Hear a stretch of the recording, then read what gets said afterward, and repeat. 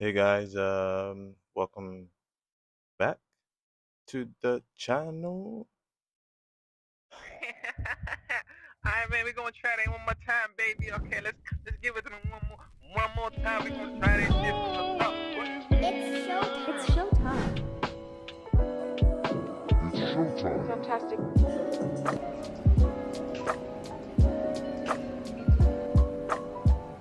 Yo, boom, what's good, guys? Welcome. No, I was dead. Yo, what's good, guys? Welcome back to the channel. It's your boy Shinobi. If you're new here, that's the second time I flopped that. I'm not great at interviews at intros. Yeah, welcome back to the channel. Welcome back to myself as well. It's been a bit too long, but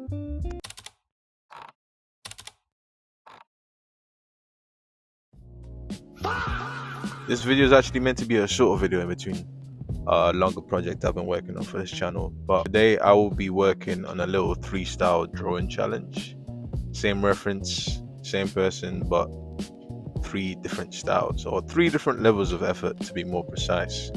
Style is really just a child of habit or child of intent, if that makes sense. You can really change your style by just giving yourself a few rules to like go by throughout the drawing. So we're gonna be doing a drawing of Wisdom K, and if you don't know my man, then I don't know where you've been, but you might be friends with Patrick Star living under the rock.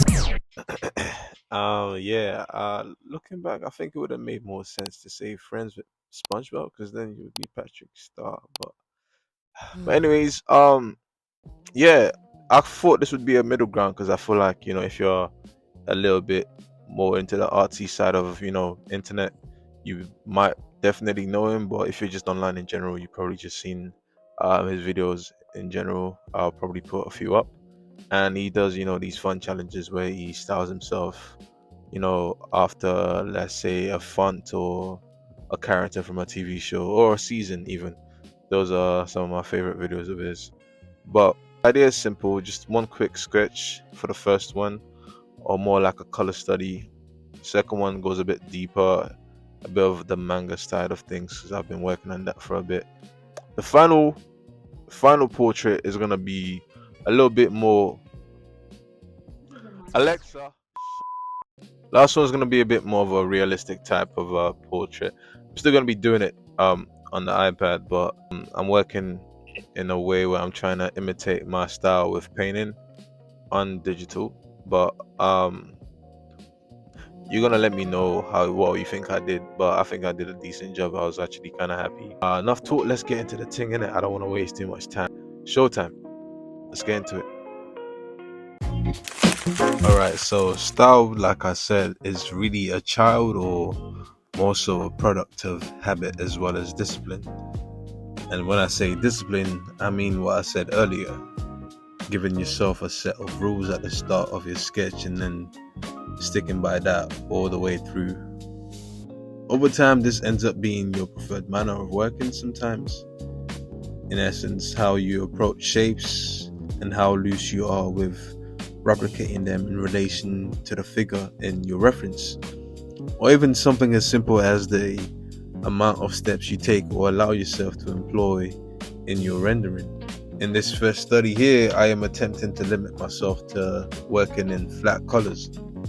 That essentially means minimal shading, or better yet, minimal transitions between values. In other words, I decided on a number of value separations or variations rather. Let's say 1 to 4.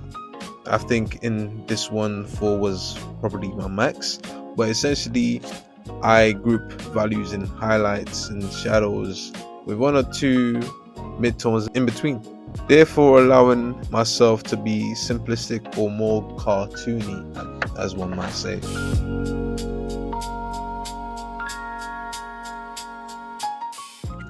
As you can see here, you don't really need much to achieve likeness.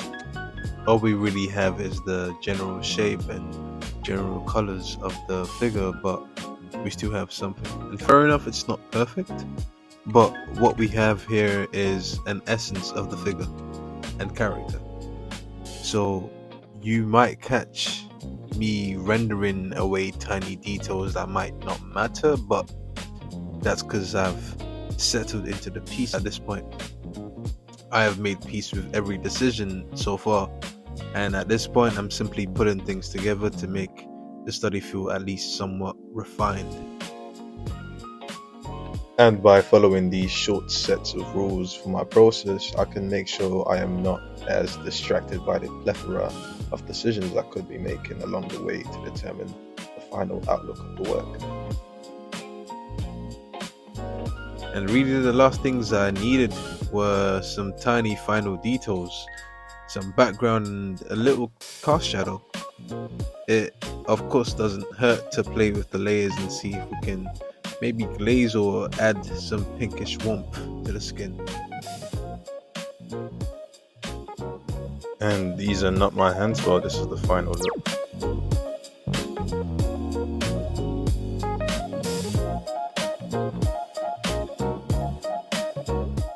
Alright, boom. Straight onto my next point and our second style variation.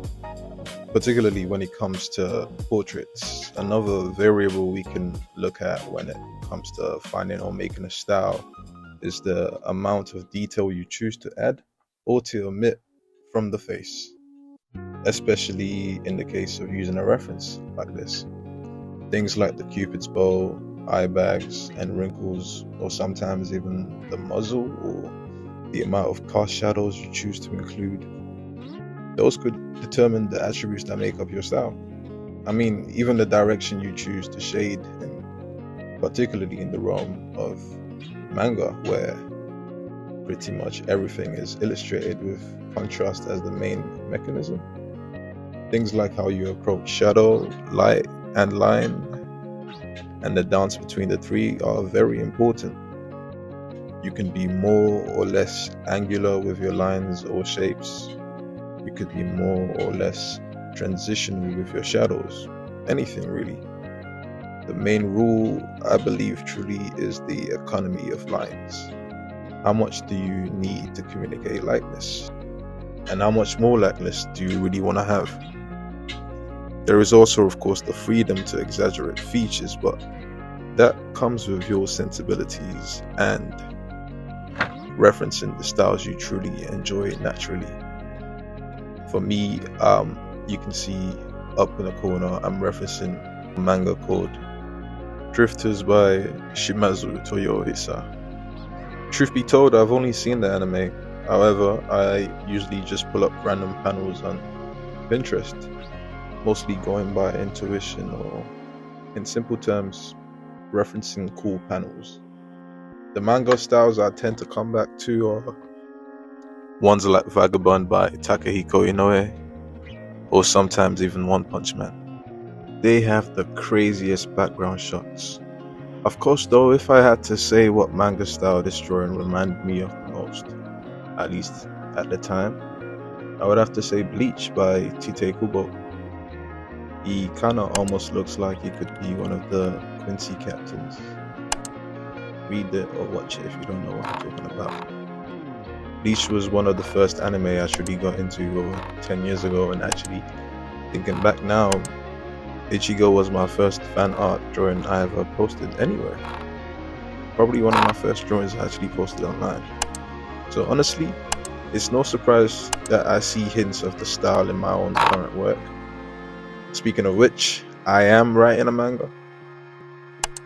I promise.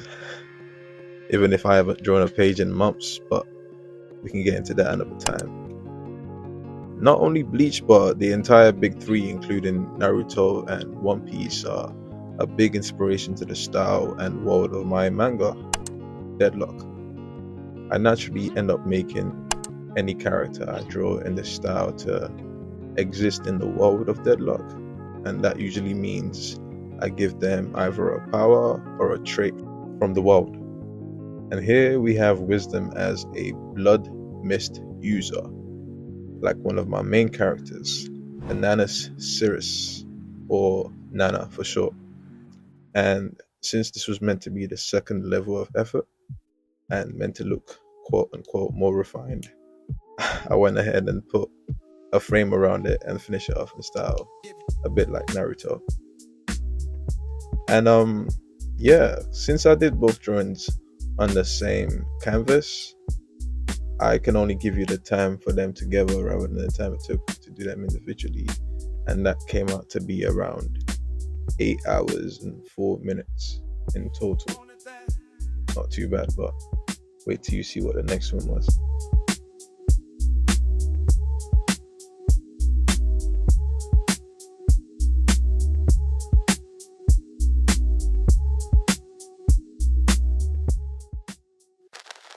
Alright, boom, let's get into the last one.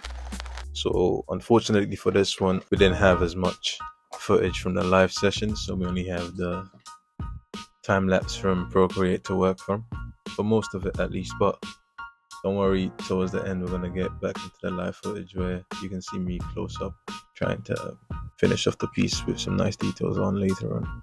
But let's get into the last point about style. We have realism for the last one here, which is a style I am very familiar with and the one that comes with the most ease. Here I don't really have to think as much. There's less panic, less decision making. Well, at least I have more time to think about other things, but I can still think about the drawing and just kind of end up in a meditative state. Things more so happen as an effect of circumstances, or as I like to say often, happenstances or happenings. All I have to do really is try my best to follow my references honestly as I can. Here is more so your true style, the uncontrollable one. Here is where that comes out.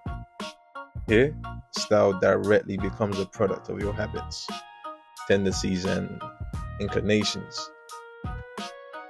You might be an artist, drawer, or someone who gets impatient 2 hours or even less into a drawing or painting and has to finish it off quickly, however you see fit. This will reflect likewise. And you might also enjoy or just simply must take your time once you've committed too much to the piece. This too will reflect.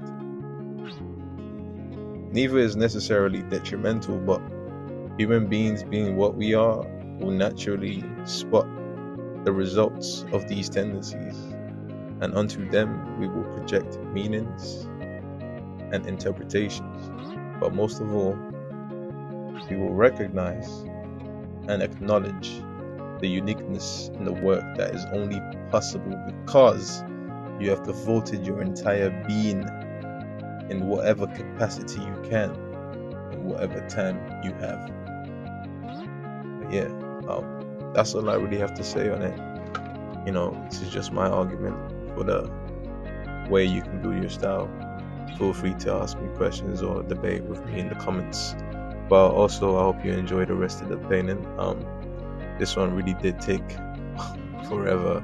I almost thought it was kind of pointless to do this video because, like I said at the start, it is meant to be shorter. But honestly, I think like over a month into this video right now, and I'm wondering when I'm gonna do the next one. But hey, we pray, man. Fingers crossed we're gonna get it out soon. But yeah, in the meantime, yeah, let me know what else you're trying to see from me. And if you have any questions about my manga, feel free to ask down in the comments below. And of course, if you haven't already, please make sure to leave a like and subscribe and tell a friend to tell a friend. And yeah, enjoy the rest of the painting.